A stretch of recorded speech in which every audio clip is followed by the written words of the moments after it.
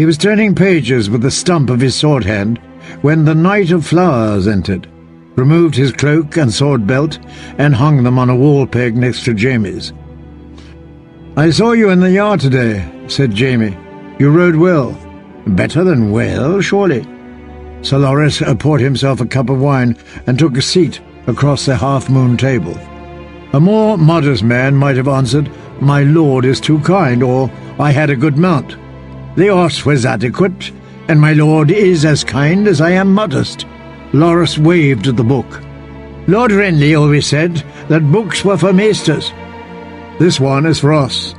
The history of every man who has ever worn a white cloak is written here." I have glanced at it. The shields are pretty. I prefer books with more illuminations. Lord Renly owned a few, with drawings that would turn a Septon blind. Jaime had to smile.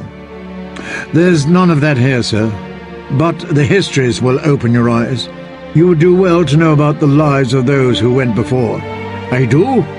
Prince Aemon, the Dragon Knight, Sir Iam Redwyn, the Greatheart, Barristan the Bold, Gawain Corbray, Alan Connington, the Demon of Dowry. You will have heard of Lucamore Strong as well." "Sir Lucamore, the Lusty?" Sir Loras seemed amused. 3 wives and 30 children, was it? They cut his cock off.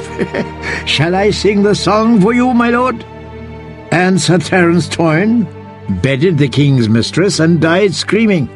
The lesson is, men who wear white breeches need to keep them tightly laced. Giles Greycloak, Orville the open-handed. Giles was a traitor. Orville, a coward. Men who shamed the white cloak. What is my lord suggesting?" "Oh, little and less. Don't take offence when none was meant, sir." "How about Long Tom Costain?" Sir Loras shook his head. "He was a Kingsguard knight for 60 years. "When was that? I've never—" "Sir Donald of Duskendale, then."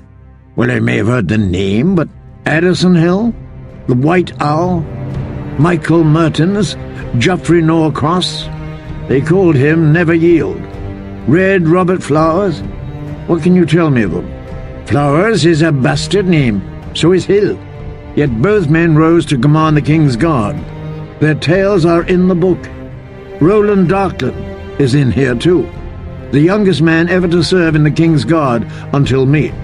He was given his cloak on a battlefield and died within an hour of donning it.